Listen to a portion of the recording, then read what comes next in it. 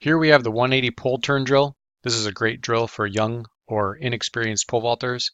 It's also a fun way to kind of rekindle memories for those of you experienced vaulters who maybe did something like this with some lumber or like some metal poles that may have been in your backyard or your barn or something like that.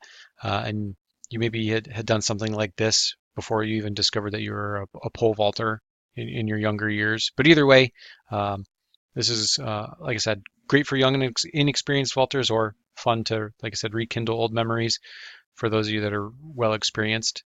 But anyway, we'll get right into it.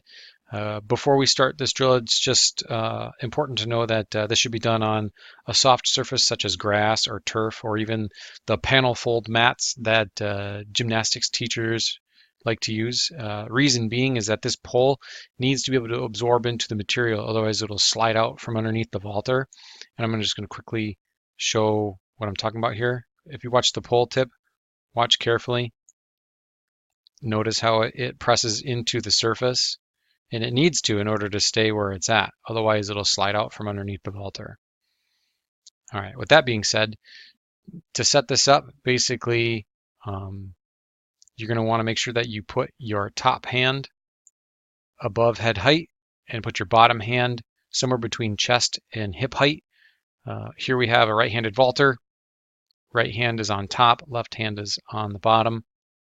The right hand is used to pull the vaulter up, and the bottom hand is used to brace and or press into the pole to allow it to initiate the rotation of the hips, as you'll see the vaulter rotate around the pole vault pole. And we're going to go ahead and watch this in real-time speed first, and then we'll slow it down.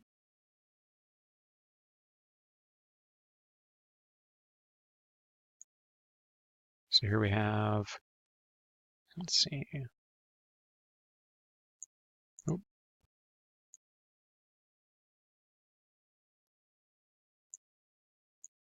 Here we have pulling action and the bracing action, and then the rotation of the hips. And notice that we started facing this direction and ended facing the opposite direction, making it 180 degrees. Reason why it's called the 180 pole turn drill.